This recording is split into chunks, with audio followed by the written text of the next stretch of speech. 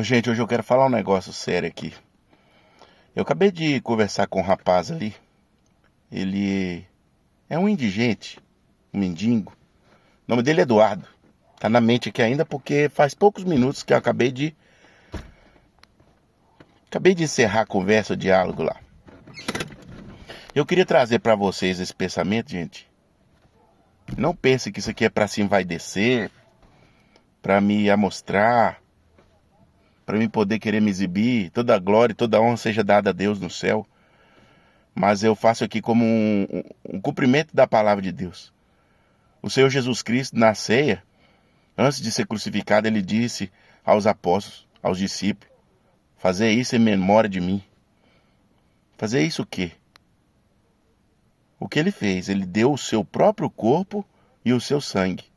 E ele disse: esse aqui é o meu sangue, simbolizando o vinho. E disse também: esse aqui é o meu corpo, esse aqui é o pão que eu reparto por vocês, simbolizando o seu próprio corpo.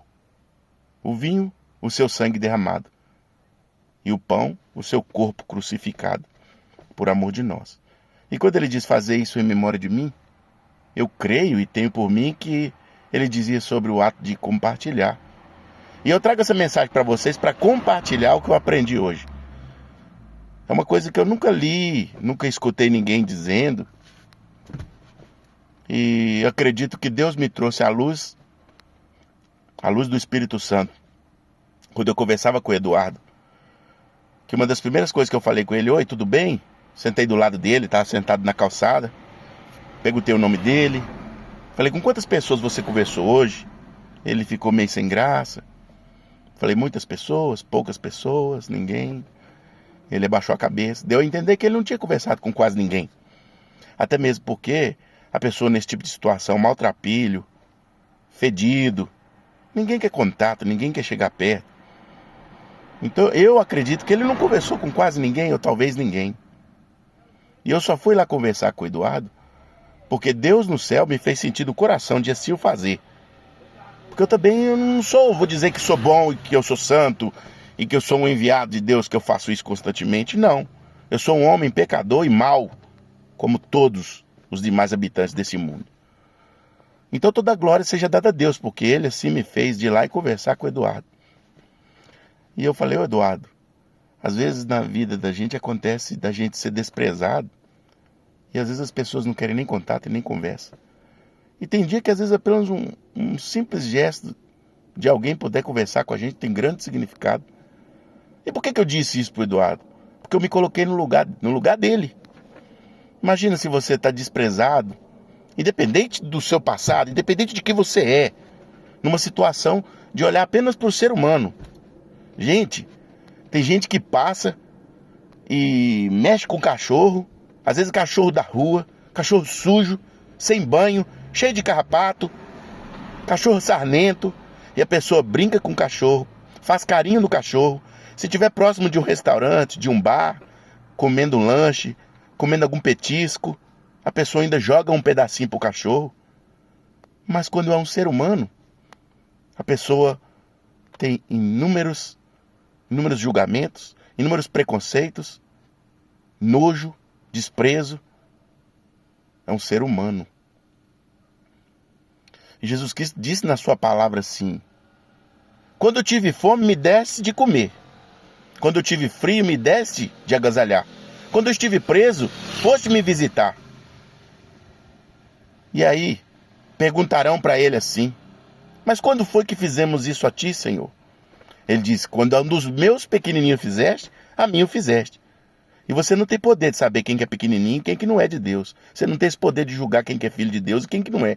Porque só Deus conhece o coração das pessoas. Da mesma sorte, o Senhor disse: quando tive fome, não me deste de comer. Quando tive frio, não me agasalhaste. Quando tive preso, não foste me visitar. Fui estrangeiro fui peregrino em terra estranha e não me recebeste. Mas, Senhor, quando deixamos de fazer essas coisas, quando a um dos meus pequenininhos não fizeste, a mim você não fez. Então é mais ou menos isso mesmo. Um ditado que diz: faça o bem sem olhar quem. Simplesmente faça. Faça para Deus. porque somos todos filhos de Deus. Se você tem carinho por um cachorro da rua, tenha pelo menos também empatia com o ser humano, seja lá quem for. E sobre o cachorro, ele tinha uma cachorrinha lá. Eu perguntei-lhe o nome da cachorrinha, da cadelinha. Ele disse o nome dela, mas eu já não lembro também. Eu lembro o nome dele, Eduardo. E aí eu disse pra ele isso que eu vou dizer pra vocês, que eu nunca li em lugar nenhum. Nunca ouvi ninguém dizendo. E toda a glória seja Deus que me trouxe isso à luz do meu pensamento, porque eu fiquei feliz. Acrescentou pra mim um conhecimento daquilo que eu acredito que o dinheiro não compra, que os livros não ensinam, e que todo esforço do mundo não pode conseguir alcançar. Que é as coisas celestiais, que vale mais do que a prata, o ouro, as pedras preciosas, os rubis.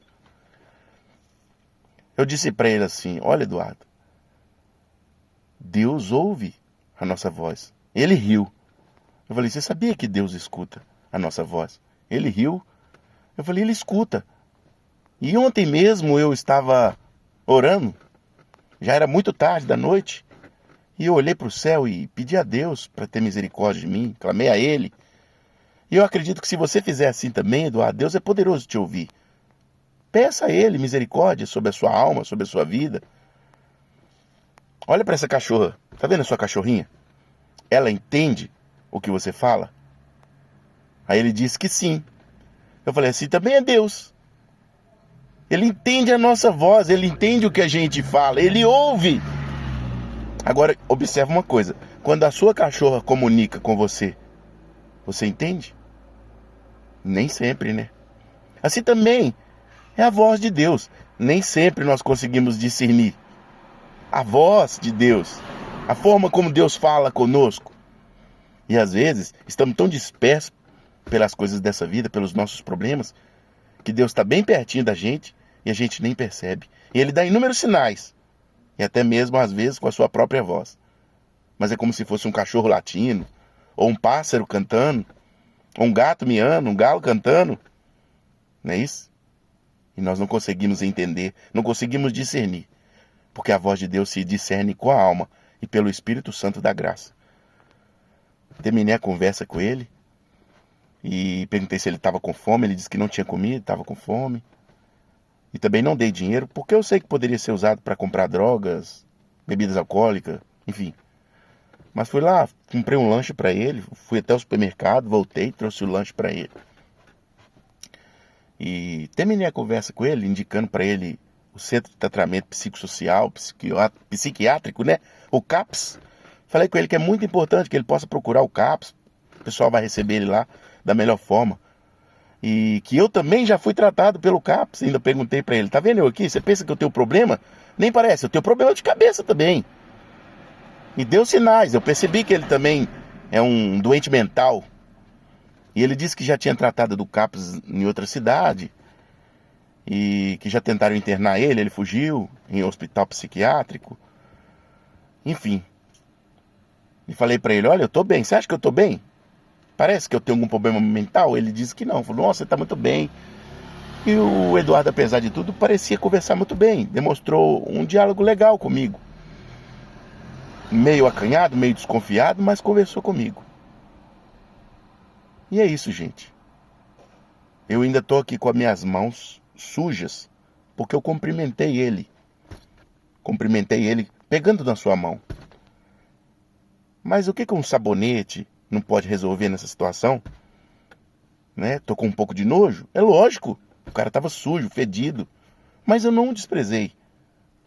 Eu me coloquei no seu lugar. Eu acredito que é isso que Deus quer para nós. Gente, eu não tô aqui querendo ser melhor do que ninguém, eu não tô querendo aparecer. Eu tô querendo compartilhar para vocês um momento tão legal da minha vida. E quando eu comprei aquele lanche para ele, eu fiquei tão feliz agradecendo a Deus pela oportunidade que Deus me deu.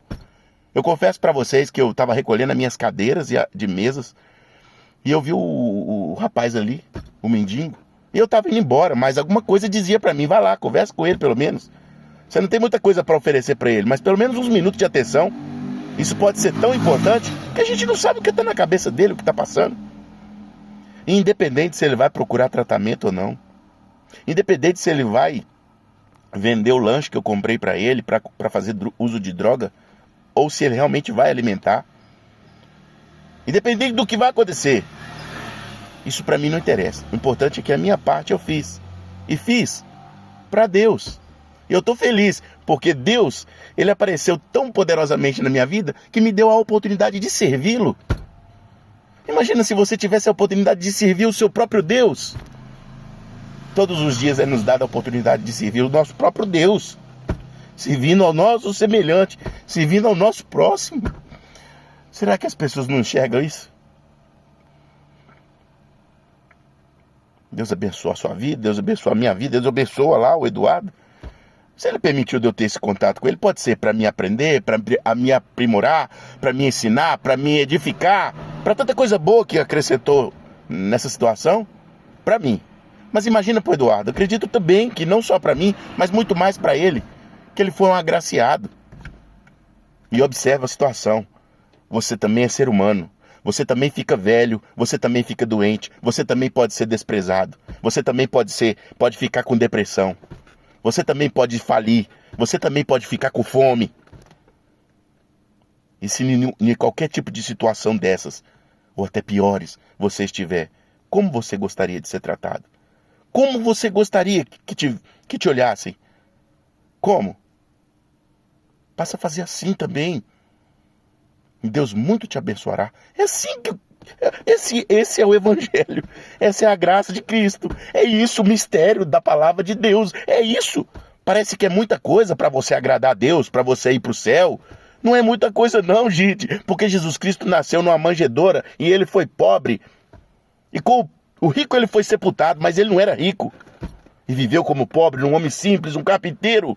As coisas de Deus são simples. E prova disso é que ele escolheu 12 homens simples para servir no seu alto escalão ministerial, do seu apostolado. As coisas de Deus são mais simples do que a gente pensa. É nós, seres humanos, que dificultamos as coisas. Ele disse assim: vinde a mim todos vós que estão cansados e oprimidos, e eu vos aliviarei. Aprendei de mim, que sou manso e humilde de coração. Vem, meu fardo é leve e o meu jugo é suave. Deus abençoa. Paz de Deus a todos. Amém.